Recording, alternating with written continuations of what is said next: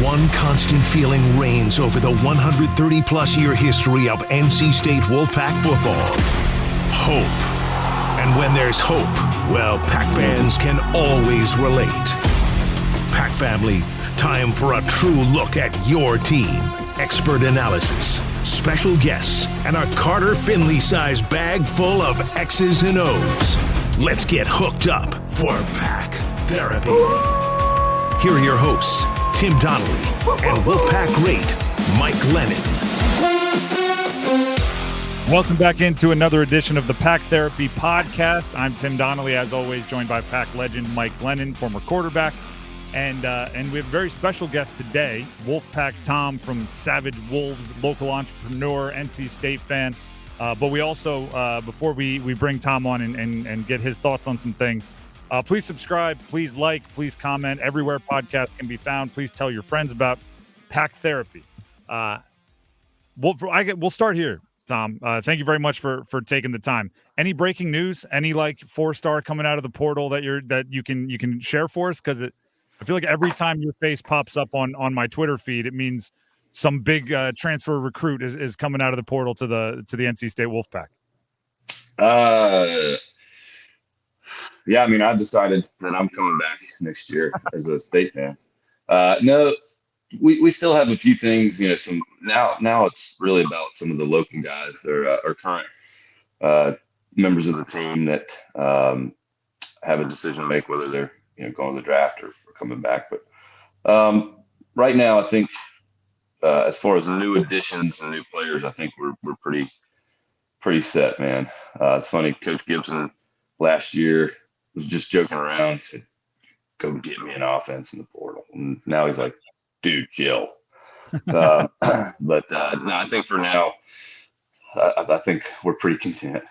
NC State beats UNC. Big rivalry game. Casey's a big part of it. After that game, you hear Dave Doran say, "We need 5,000 people to give $1,000," and it's that push. And then I think it was 3 or 4 days later, the announcement that KC Concepion was locked up for the next year. And I'm like, that is efficiency right there, from game to drumming up excitement to drumming up dollars to locking in a player. Well, what does that mean, right? Because contracts are so different, for pros than for this or that. Like, how do you, quote unquote, lock up or sign a player for a year in college? Yeah, Casey, as it stands with him, a lot of people don't realize, his family wasn't necessarily wanting him here to come to NC State, and it was a lot of relationships, and it was a lot of him having to go with his heart, and same thing, when he started to blow up, you started to notice a lot of number one, the most awful part of NIL, agents. Agents started hanging out in the parking lot, and I'm very protective of him, because he's an amazing young man. On the field you see his performance, but off the field, like yesterday, as an example, he texted me and just said, "Hey man, what are you up to? Let's go see Grayson tomorrow." Grayson's the Grayson Kitchen. He's such a loving guy, and anyway, he's very special. So I'm very protective of him. I see all these agents out in the parking lot, and they're in his family's ear. And when we sat down, and it was killing him, it was tearing him apart, because some schools are not doing things the right way, and putting things in his ear and his family's ear that really naturally cause struggle and conflict. And I told him the same thing. I said, "Man, you're gonna have to go with your heart. This is your life. As long as you're educated on all the pitfalls and positives of both sides, and you need to make a decision for you."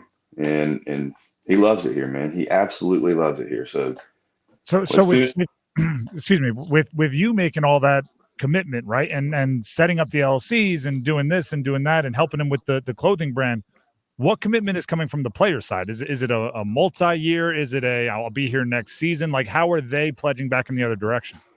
Well, oddly enough, I tell our guys, don't ever even entertain a multi-year NIL deal. And I would be very hypocritical if I tried to present one, right? Because, your value might go up. And again, and you got to understand, NIL means something different to me as a businessman than it does to a coach, right? I mean, and the idea of having multi-year NIL contracts is really prohibitive to the athlete. And at the end of the day, that's why I got into this, is because the athletes they've been viewed as a commodity by the NCAA for a very long time. And, this is their opportunity to earn, what their fair share. And, so for me to present a multi-year deal, but what he commits in return is to, we have in our contracts, we have different things, because our whole goal is to raise money, and how we raise money is through the athletes, right? So they're held to a couple different levels of commitment every month, right? And again, we're the only collective in the country that doesn't make $1, right? And that's because I'm not in here to make money. I'm in here to help NC State win a championship and to help set these guys up for life after football. And what they have to do for us, there's large projects, which is, with our corporate packages that we're really starting to roll out now, advertising, things like that. They have to do autograph signings or, show up at somebody's office, and those kind of larger time commitment things. The smaller projects, every one of our new members that signs up, they get a personal phone call from an athlete. The athlete tells their story. And as a fan, when you get a phone call from, KC saying thank you for, being a member, that does something different, and again, there's so many different angles as to why we do this, but the main one is the life skills. These athletes, every single one of them have their head down, focused, and every one of them think they're going to the league eventually. And the reality is very few of them are. And when that very humbling moment comes where they realize that their tunnel vision thing that they've been working towards isn't going to happen, they haven't really been set up for success. So what we're trying to do is teach these life skills: public speaking, communication. We teach them how to tie a tie. We teach them how to do tactics, all these things that might benefit them. Set up with a network, all these business leaders and CEOs that we have come together for our networking groups. I give the guys homework. I'll tell them, when this person shows up, I want you to find he or her, introduce yourself to them, give them your story, understand why is this person the one that I chose for you to be looking for.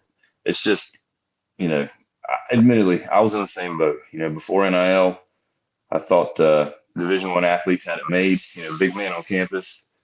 But once I've gotten involved with this and seeing, it's the second you wake up, it's training, it's school, it's treatment, it's film, it's nonstop. And understanding the backgrounds that a lot of these kids come from, it's not, they have not been set up for success after football.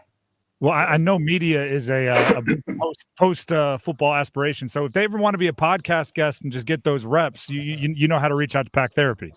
I got it, man. We'll give it a go. I'll have you. Every one of them have to do a public podcast for you as your next project. How about that? There you go. And Tom, I know last year there was kind of like every player trying to get 25,000 for them. I don't know if that model is still in place, but overall, how are you guys coming up with distributing the funds? Like, how do you come up with the number that these players get? Well, that's the frustrating part of this stuff, is when you hear these numbers. I promise you, 99.9 of the there we go. The numbers that you hear out there are total BS, man. And it's agents and it's actual coaches that are intentionally leaking these fake numbers out there, because all it does is what? When what's his face said it's $2 million for a quarterback, that is absolutely ridiculous. But we're talking about them, right? And these athletes, they hear that and they're like, oh wow, I might be able to. If they talk to me, that's something I might be able to expect. And how you actually put a value on someone it's impossible, right? Because everyone is worth something different in different ways. To me, as a businessman, it's, are you marketable? Can I put you in front of a customer that is willing to represent and risk their products and brands on your name? to a coach, it's, how fast are they and all those different metrics, right? So it's really a case-by-case situation, and it really comes down to communication and trust and just doing things the right way and being completely transparent. But, there are like different sports even. You look at there's people on the softball team or on the wrestling team that might have 1 million social media followers, and that's worth quite a bit, to have that kind of impact. So, how we go about determining what our compensation packages look like is a case by case basis, but it's really sitting down. First and foremost, the first step is usually, all right, it's the athlete saying, well, I think I'm worth this. And then it's that humbling conversation that you have to have of, where'd you get these numbers? Come on, like take what, your handle, your agent told you that all these things are false, right? So it really, that's a process, right? But it's a process that has helped us, earn a lot of trust with these families. I don't want to pocket watch it all and talk about individuals, so I thought we could play a little game here. Let's go back to NIL is legal, right? It's within the rules. It's 2008. We have Mike Glennon here, who's a 4-star, top 5 quarterback in the country. He's an Under Armour All-American game MVP. Like, first of all, when do you become involved in the process, and maybe how does that conversation start? Who are you hearing from? Are the coaches saying, hey, the 6'6" guy in the middle of the game throwing the ball to Julio in the Under Armour All-American game, he's priority number one? Like how does that all break? And then if you have any questions for the athlete, feel free to ask Mike. Yeah. I thought you were getting ready to say how much is Mike worth. So, the process now is, if you want to put a number on that, I'd be interested. Well, that would be a game by game basis. In my previous life, there's games where I would have emptied my entire bank account, but then there's, a couple that I probably would have, put them in the transfer portal myself. I'm just kidding. This is another one of those things that, the first thing that I tell an athlete when we do get to the point where we're able to communicate with them, it's my family, my dogs, and NC State in that order. And I'm never going to do anything to jeopardize my ability to show my face around there. So, there's certain conversations that we can't have until a certain point. So think of it this way: there's 3 different, and to back that up, your athlete's eligibility is just as important too, right? So understanding what the rules are, which doesn't seem like a whole lot of schools care about, but there's 3 different buckets, right? There's retainage of existing players, there's transfer portal, and then there's incoming recruits.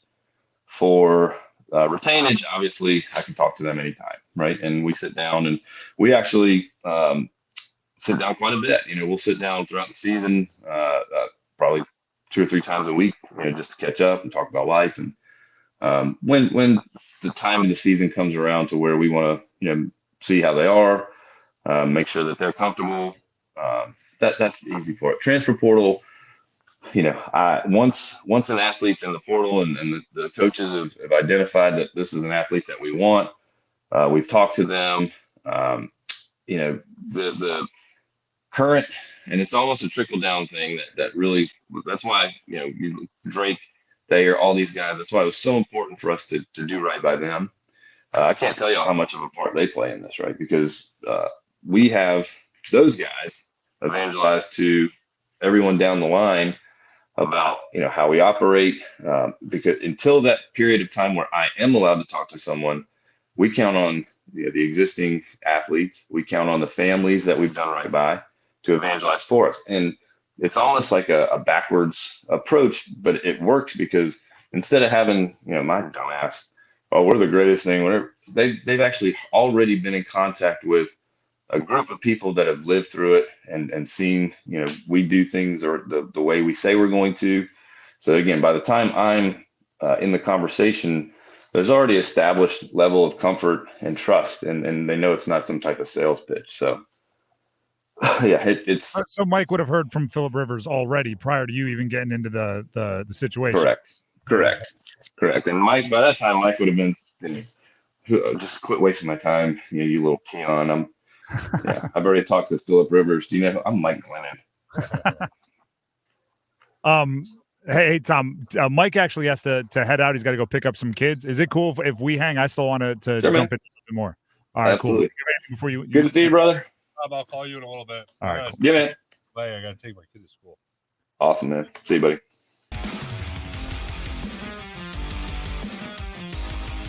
Are you comfortable of like from where to where do those conversations start? You mentioned sometimes athletes start way over the top. Where are you trying to talk them down to? And it's really not even trying to talk anybody down. It's just understanding how did you come to that number, right? And there's examples. So there are other people in my shoes at different schools. That's another thing. These coaches are really good at X's and O's, but they're not necessarily the best businessmen. And so just doing due diligence and if it was up to the coaches, if an athlete, and thank God it's not, at least here, if a player came in and said, I need $500,000 to stay here, I'm pretty sure the reaction would be, we need $500,000, he's going to leave. Because again, there's no negotiation, there's no due diligence. And so again, one of the things that I've done personally to kind of protect ourselves from leverage is build a network of people that are in my same position at other schools. And it's been I'm really glad that we took that approach, because when so-and-so says I need XYZ dollars to stay or go, you have some checks and balances that you still keep in mind. You're talking to the other side of the fence too, but it's really just gathering as much data as you can. And another thing is, it's really not just about money. There's ancillary things that we provide and try to provide. And number one, it all ties back to family, right? So like myself, I grew up in a Jerry Springer episode, and a lot of these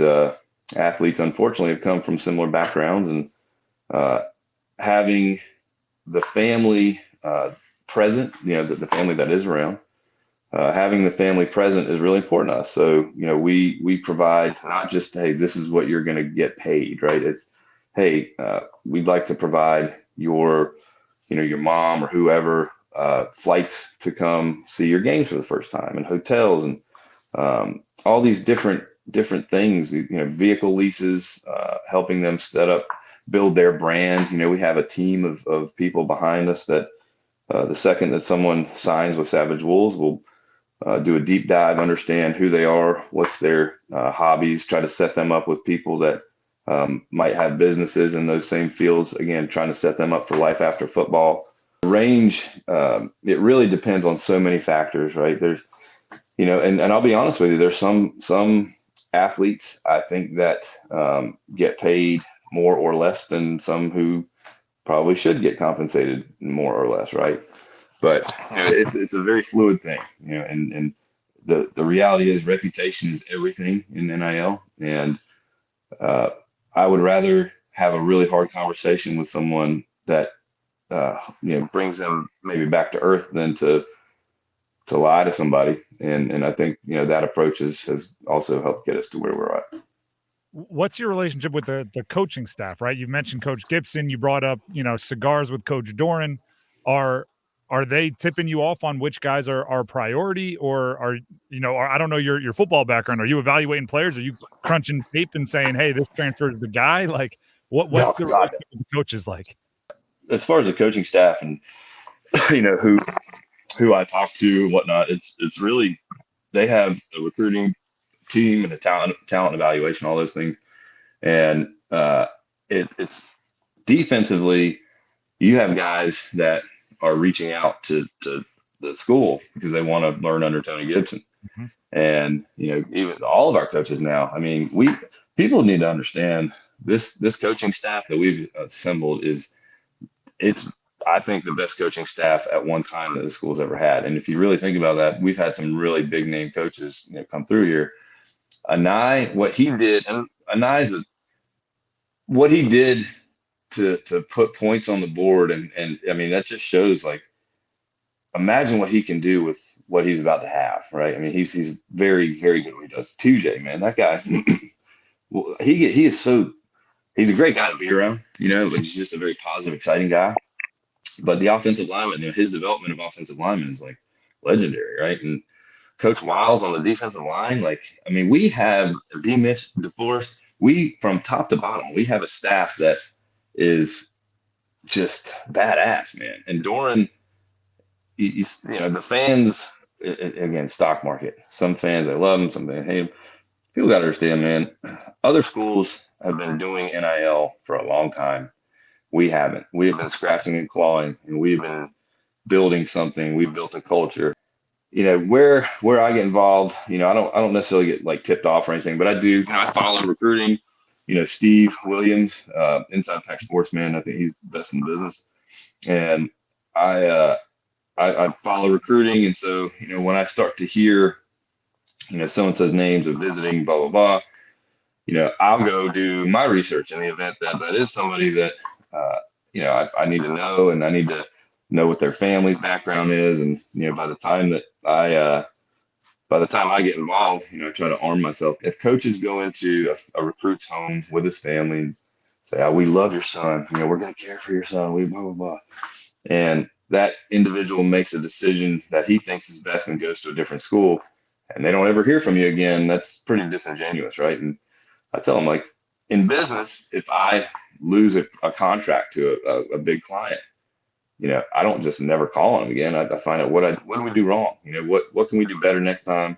Stay in touch, because you never know. Like, you never know when there might be an opportunity again. And I think this is a great example. They obviously having hometown guys, that have teammates and stuff that have carried the relationship through. But the same with that. Just do your research, man. Treat it like a project. Treat it like a contract that you really want to win, and arm yourself with as much information as you can. I know we've taken up a lot of your time, and I appreciate it. Cool, man. One more here, because I want to let you kind of flex your fandom a bit. Right? We all follow each other on social media. I saw, what was it, a couple weeks ago, right? You have the Go for Mobile hat on for those of you watching on our YouTube page. And you basically said, like, that, hey, the goal is for Go for Mobile to blow up enough that I can, be a big part of driving NC State to a championship. Why, right? Like, so many people build their businesses with, I want my kids to have $1 billion. And you're looking at it with a different kind of cash out, a different kind of benefit, a different kind of legacy. Well, why? Oh man, I feel like I should sit on a couch for this one, or lay on a couch for this one. It's deep rooted, man. No, this actually is kind of, I guess, ties into it. I moved to North Carolina when I was going into third grade, it was 1987. Mm-hmm. And again, man, growing up in a not the best environment, whatnot. I moved here. I had a heavy New York accent. The Yankees were the worst team in baseball. The Braves were awesome. I got picked on, a lot, and I had to fight like every day. And everyone was like a Duke and Carolina fan. And my uncle Kevin, who's probably the largest male figure in my life, he went to NC State and he graduated in '83. And he sent me, he used to send me the Coke cans and the newspaper clippings. And so they were already, because of my Uncle Kevin, I already kind of like had a thing for him. But in '87, when they won the ACC tournament, I remember just thinking, like, I like this team, this feels good, because these kids in my class didn't, and just that mentality. So that's carried through. And I've made some of the best friendships of my life, in that parking lot. And I named my son Carter after Carter Finley Stadium. I haven't missed a game in 17 years, and you can imagine the heartbreak that's been involved in that. But there is something about this place that feels just very safe. I don't know, weird, but it's a great place, man. It's full of great people. There's not no one, but for the most part, our fan base, everyone I've come across, it's come as you are. It's not. No one judges you by color of your skin or what you have or what you don't have. It's just a group of people that suffer together. And, my children, I'm fortunate beyond what I deserve, and I want to give back, in any ways that I can. And so, with Gopher, and any other business, right? But Gopher seems to be the one that right now appears to be on the right trajectory for that to happen. And obviously my family and things are going to have the opportunity to be taken care of forever, because I don't care how much money you have, Carter, Reese, you're gonna have to earn it. Right. just like I did, and just like, hand in the dirt. There's nothing is given, in life, and I'm not gonna start that trend. But it's a special place. There's no more deserving fan base in the country. We still fill those stands. We laugh together. We cry together. We there's some things I'd love to change about maybe some of our posters online and some of the message board Dangerous jackasses. world in there. It's a dangerous world in there. Oh my gosh, people are coming at me sometimes, like, dude, what do you want from me, man? But it's just a special place, man. And I the best friends I mean, don't get me wrong, I have a lot of friends that go to others, have been to other schools, and I love everybody, man. I'm a hippie at heart, but NC State just deserves it, man. We deserve it. I need to know what it feels like to win a championship. Now, knowing NC State, they'll win a championship the day after I die, just to kick me one more time. Well, then Carter and Reese will celebrate. We'll all be in the parking lot. That's right. That's right. You set the bar pretty high this offseason, right? You have one of the best quarterbacks out of the portal, one of the best receivers, another one of the best receivers, one of the best running backs, another one of the best running backs, one of the best offensive linemen. I'm one of the best tight ends. You brought Aiden White back out of the portal, which was a big get. Is this the new way Savage Wolves operates every offseason? Is that something you can sustain? You brought up that word earlier. That's a really good question, man. I don't know, man. To be honest with you, this was a lot, and it was, by design, to get the excitement. And one thing I want state fans to know, it's allow yourselves to get excited. You should be excited. I know that we've been let down in the past, right? But be excited. You should be, right? This is going to be an epic season that we all remember. And, I said this 2 years ago, I felt that was going to be, that had the opportunity to be something. But I knew the last full contact practice of the season. I knew that day, and I'll never forget it. That they had just read the papers too much, right? And they thought that they could walk on the field and win games, and there was that chip on their shoulder was not there. It was this, we're showing up, and you have to earn that, and I knew, and the ECU game proved, right, what is happening here, and with the talent that we have, with the staff that we have, with the lessons learned, I think that the staff has had from 2 years ago, be excited, because we are going to be really good. And we've never seen a team that's going to be like this one on the field, defense and offense. But to set the bar here the only way that we can sustain this is for people to contribute, to get on board. This bar was set really high with just a very minimal participation by people. Again, imagine if everybody got involved, what we could do here. It would be special, and it would be the beginning of, why not? Like, that's why I would say, why not? Like Clemson, before Deshaun Watson class, Clemson was the same boat. Alabama, there was time before Saban where Alabama, why not NC State be the next dynasty, right? And I don't think our fan base believes it, but if someone said to me right now, how much would you pay to watch NC State win a national championship, or even conference championship? I don't know, but I know that I have the opportunity to find out. And I don't think that people, because again, NIL is such a dirty word, right? And that's our sole purpose. The reason it's taken us 3 years to get to this point is because we want to do things the right way. We have the Washington Post and New York Times are doing stories on us, right? Because of our life skills camps and the things that we're doing for the athletes to set them up for life after football, and then to treat them. Our slogan, get to know the human under the helmet, right? Because before NIL, if I was sitting in the stands and someone dropped a pass or missed a block or whatever, I would be like, God, Division I athlete, you have one job, right?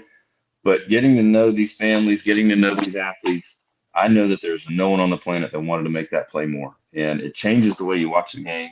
It's a positive, uplifting feeling. And when everyone starts to feel that, I'm telling you, it changes. Good things happen. So we're trying to change that narrative of NIL being dirty, and it's a daily battle, but we're staying the course and we're starting to see the results. So yeah. Well, I can tell you this: if you do get the chance to watch that championship, there'll be a lot more people want pictures with you. To go back to that story at the beginning of the pod, there'll be a lot more requests. I'm going to look like a Nick Nolte in his the mugshot. Hey, yeah. It's a good look. It's a good look if it's after a championship. That's right. Wolfpack Tom, we appreciate you for taking the time to join us here on Pack Therapy. Be in touch. Anything you need, let us know. Appreciate it, man. Thank you, guys.